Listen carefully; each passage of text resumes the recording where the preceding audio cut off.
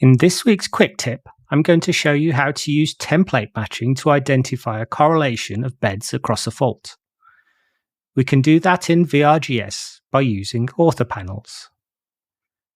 Go to the ortho-panel menu and select ortho-panel by 3 points. I select 3 points on the outcrop, which defines the template that I'm going to use to work out the correlation across the fault.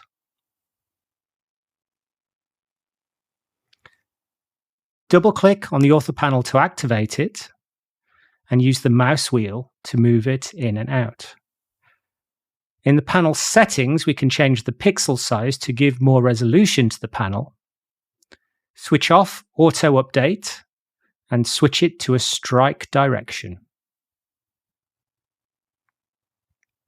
Switching off auto update means that as I move the ortho panel around, it doesn't automatically update the panel contents and keeps the original image.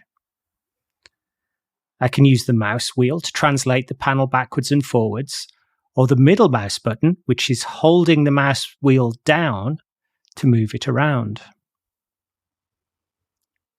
To work out where the correlation is from one side of the fault to another, move the ortho panel around until we find what we think is a good correlation.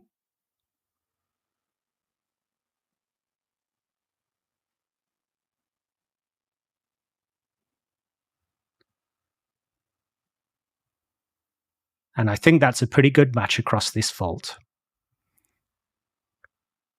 We can see that this bedding plane here is the same as this bedding plane here.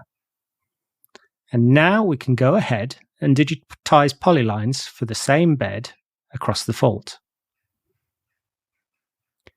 And that's how you can use an ortho panel as a correlation template for matching displacements across faults.